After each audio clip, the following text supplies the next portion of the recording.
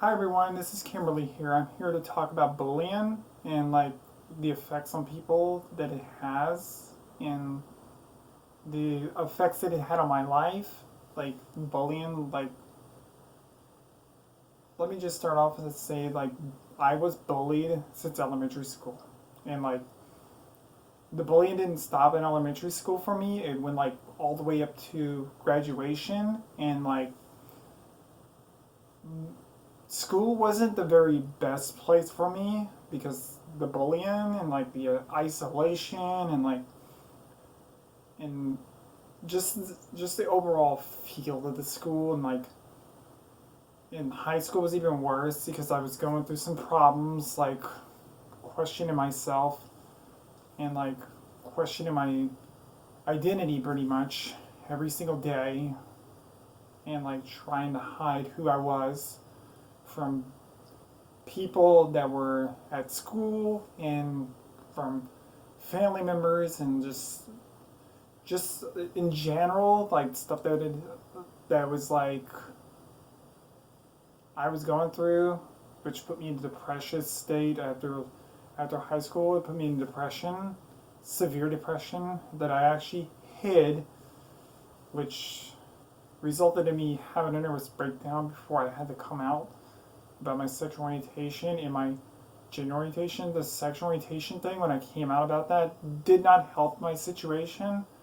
So, like 2 years later, I had to come out about my gender orientation. That I expressed that I wanted to be female and wasn't happy with the way I was actually. I wasn't happy internally. I was not happy, but let me just start off with say that I actually remember the first time I was the first times I was actually bullied. I remember some of the stuff.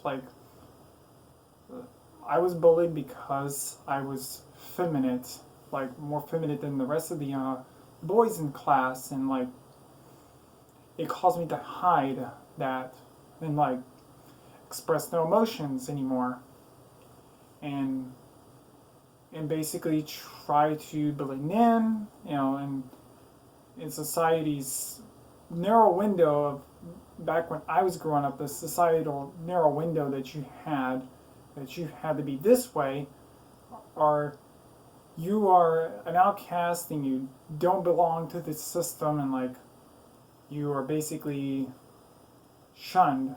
You're shamed into to submission to their way of thinking, and that's not actually how you feel, and your feelings don't matter to people. There's something wrong with you. There's just things that would actually happen. And I remember when I was 6 or 7, I was the boys in there would be well, you're a little bit feminine. I'm uh, and I basically shut down completely. After that, I was that was the first time I believe I started having dysphoria, and well, not having full blown dysphoria and confusion about my gender. That was that didn't come until I was a teenager. But I was actually accused of wearing lipstick, which I don't, because these are my actual natural lip color. And this isn't this is, I'm not wearing any makeup. This is how I look without any makeup. I just use skin cream and that's it. And but I was bullied for that. I was bullied because of other things that I never did. And they used to call me other names and just a bunch of things that piled on. And I seen people that basically had issues with bullying, and a lot of them committed suicide because of it. I just it just bothers me that people bully these people out of existence pretty much, and are let's look at what happened in some of these mass shootings. Let's say example, A lot of these people, and this is not me justifying what they did, but I do understand why they felt that they had to do this, because they were bullied, they were isolated, and they basically had no way to vent. They had no friends. They were strange people. People thought, they were like, well, you're strange because like you were born as, and like there's no support mechanisms for these people, and we need to fix that. Like as a society, we need to fix these things. If people start, if people stop judging people based on the way they were born, or based the way they look, or the way they act, if people would stop judging them for that, maybe we'll have less problems in the world. You know, but like yeah, the judging didn't stop after elementary school. It got worse.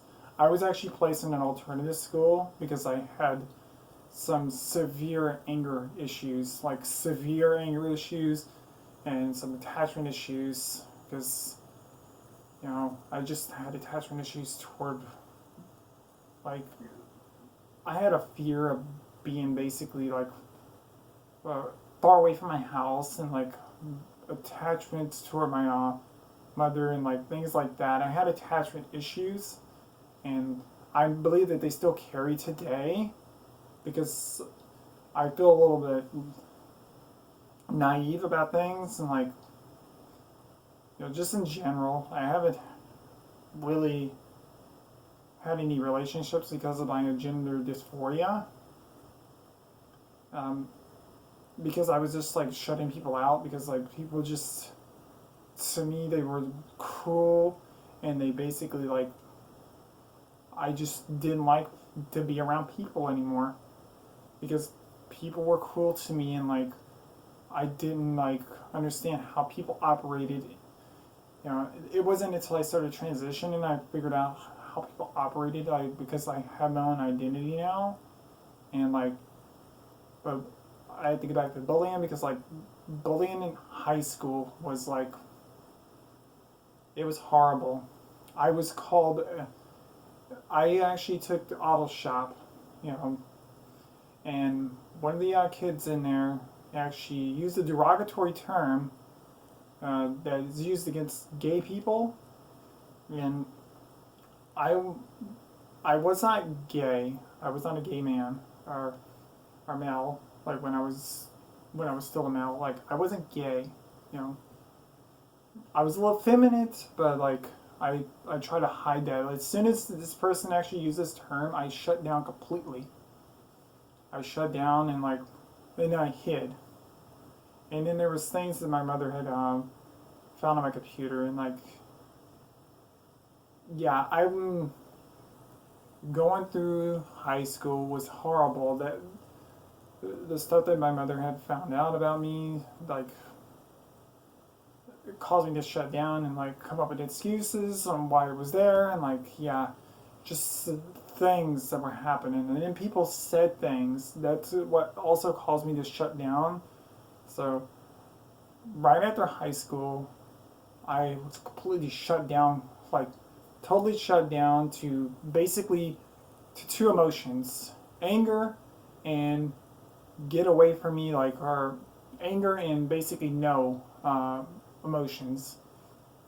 And like, I was in that place where like you just don't care for people, and like don't care what happens to them, and like you were basically on your own, and like it's like every person for themselves, and like it's either you or them, and like, and I had this notion of like how you were supposed to act, if, because I literally going through high school wanted to be a girl, and like I had this notion of, well, if I bulked up and like did all these other things, I would actually corrected the problem, and like that didn't go away, and like I had severe anger issues and pain, and like these things actually caused me to lash out at people, lash out at myself. I used to self hurt myself, like not cut myself, but like I used to use a stick, and I used to beat myself with it. And like, yeah, I used to beat myself with this stick every single day for punishment. And I used to hit myself in the back so many times. I don't have any scars. I found a way to hurt myself without scarring, and like I just beat myself in the back for hours and hours and hours, and like the beatings just didn't stop. They actually helped with some of the pain I was going through in life, and like and in my eating disorders, so like not like my overeating. Like I would just eat and eat and eat, like, and then I would lay in bed, and like just swallow, and like most of the time I would actually like when I was actually in adulthood, I would just wait for the end, for the end time when I would basically just like say to myself, I'm just gonna waste time to waste my life, and like hopefully I'll grow to an age where I'll just die, and like, and it'll be the end of my story. Like that was my mentality, like as an adult. Like for 20 years I was like this. I'm 35. Like my dysphoria started like at 16. Like the bullying and everything didn't stop then, and then like once I reached adulthood, I found out that actually that there was more to life, but like I couldn't express it because I live in the state of Texas, which things were frowned upon. Being transgender was frowned upon, and like it was to be mocked, and like you're weird, or this is a person pretending, or like dressing up, and like just things like that were being said, and like, but after when Obama took his second term, I felt that I could actually come out. So, like, I didn't have a driver license at age 30, all the way up until age 30, because I just didn't care. I didn't care about my life. I didn't care about the world. It was like I was just going through the motions every day. I was just going through motions, and like I remember like saying to myself and having to talk to people online and like about my sexual orientation. I was actually planning on coming out about my sexual orientation. I was like, I'm gonna have to do this because I'm having problems, and like I just had to. So I actually worked on getting my driver license to come out because I realized that I may have to leave just in case, like my parents didn't accept this, and like because I didn't know how they reacted, because back when I was a teenager they reacted differently than today. So I wouldn't judge people like based on what they did in the past, because that is all in the past, and like this is the present. People evolve, and like they find people, they actually learn from people, and like I feel that I actually had reached my breaking point at age 30, and I finally got my driver license, and I came out. The first person I came out to was my dad, and he was taking me to work because we work at the same place, because I didn't have a driver license and this is more convenient. So I was like, I came out to him in the car, and it was funny because I was having a conversation about it, and I was like, and I was referencing to my brother, and like he's like, is your brother gay? He's like, no, I'm bisexual. It's me. It's me. It's not him. And like, I like guys and girls. And I was like, he's like, that's fine. And I was like, okay. So like, yeah, after I got my driver license, and like, I got my driver license, and coming out didn't actually help with the situation. So 2 years later, I had a nervous breakdown, and it was my manager, like it was the manager at the time, and like at where I worked, I actually had to go home. I had a driver license and everything, so I literally left my brother there at work because we all work in the same place, and like he was with his kids in an apartment because he just got a divorce, and like he was inside the hotel room, and I actually had a nervous breakdown because like I was called back over there because they were busy in there, and I was like, oh my god, like I actually broke down and cried right there at the doorstep on the ground, like I didn't get fired because the manager knew me for years, and like, and I was telling him like I was telling my about my sexual orientation, like that didn't really help much. So I literally in the middle of an argument at home came out about my gender orientation while my dad was in bed. It was like nighttime, and like me and my brother were arguing. I was like, I want to be a female, and I was like,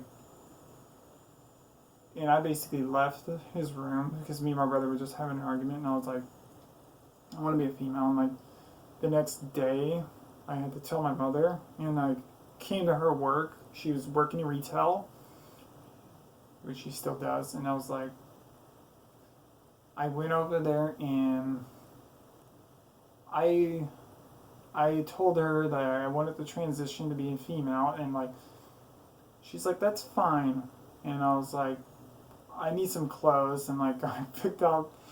I remember the dress I picked out, and I was like, I was actually a little bit more overweight than I am today.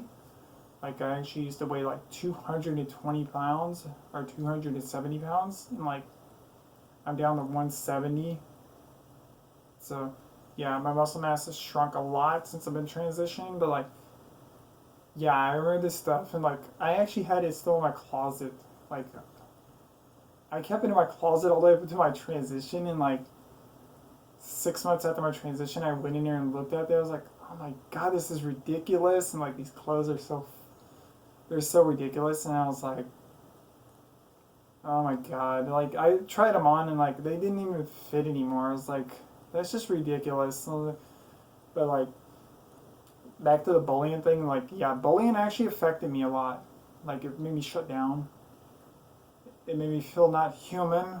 It made me feel like I was just I just didn't feel like I actually wanted to exist anymore.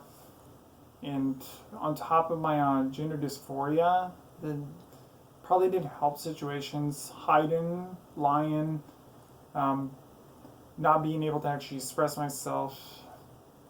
You know, like just things I couldn't say because the bullying actually caused me to compartmentalize everything in my existence. Had to be compartmentalized, like my life, my personality, my identity. I just there were things I could not say. Like I used to not be able to say cute, or I still had problems with like hugging people or like touching people, like or even saying love you. I have problems with that because those things actually were a sign of like not being masculine. So and I used to substitute words. I used to substitute cute for funny. So every time I would see like a cute little baby and like or a cute little dog, I'd say, "Oh, that's a funny looking dog," and like that was how I actually had to interpret myself. Like I had to play a fake masculine person, and that was due to bullying. Like I see the young people today that are transitioning; they're not going to have the same problems that we had growing up. Hopefully, they don't have the same problems because society has changed so much for trans people and like the LGBTQ community, and like it's become more acceptable. There are still holdouts that are basically like uh, they they frown upon this, and like but those are just holdouts. In 10 years, society, who knows what society will look like in another decade. You know, it, I'm hopeful because I'm an optimist. I'm hopeful that things look better, you know, society wise. You know, like that we can actually live our truths. live our true selves and like not be shut down as much as we are, because like an open society is a thriving society, and like openness needs to be expressed, because in order for you to not be violent or not be pain, we have to accept the fact that there are people that were born different than you, and that things are not what you want them to be. Like, things are not like, things aren't just binary. They're not binary. They're not ones and zeros that you can actually put like a zero on something and say, well, this is a zero or this is a one. You can't just put one on things. Like, there's multiple numbers to the there are multiple numbers and multiple alphabets and like multiple people, like multiple colors. Like, the universe is filled up with colors. Like, look around, like the green, the reds, the blues, all this stuff. And this is reflective of who we are internally as a people, and as a society. We need to reflect that as a society so we can move forward as a people. And to stop the bullying, because this is affecting people. People are dying because of this. People are dying because they commit suicide or they're killing people. You can't exclude people and not expect them to lash out. Because when they lash out, it's because they are in pain. It's because they don't feel any self-worth in themselves. And that is unfortunate that society has drove these people into this.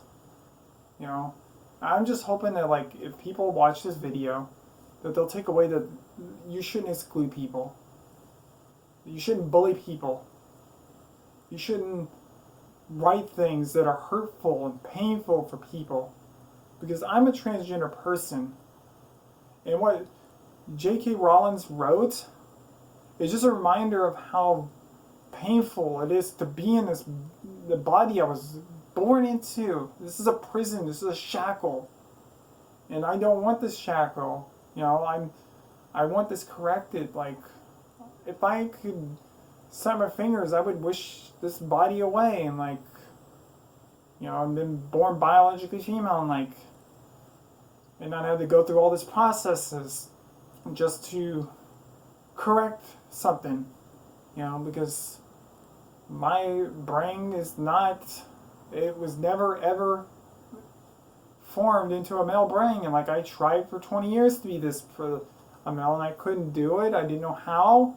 I faked a lot of everything I did, and like, this is not fake anymore. It's like the real me. I see colors, I see trees, I see everything around me, and like, I finally have a sense of identity. And for her to actually write these hurtful things toward the trans community, it hurts, and it's a reminder. Like I look at my old photos and I have panic attacks, because that person, I felt like it was a violation of who I was, and like, it kept me prisoner inside this body, inside these compartments, and like, just kept me a prisoner, and like, it hurts, that I couldn't be the person I wanted to be. And like, I didn't get a good education because of the bullying and the social isolation I felt. I barely graduated. When I got out of high school, I could barely read. Take into account, I could barely read. I had to actually learn. And I still have trouble spelling. I use my phone for a lot of this. I am pretty much disabled well, not disabled, but like, I'm pretty much disqualified from a lot of jobs that I can have, because it's unfortunate that you cannot use your phone, which I use regularly to help me spell, because I don't know how to spell. I can't retain that stuff.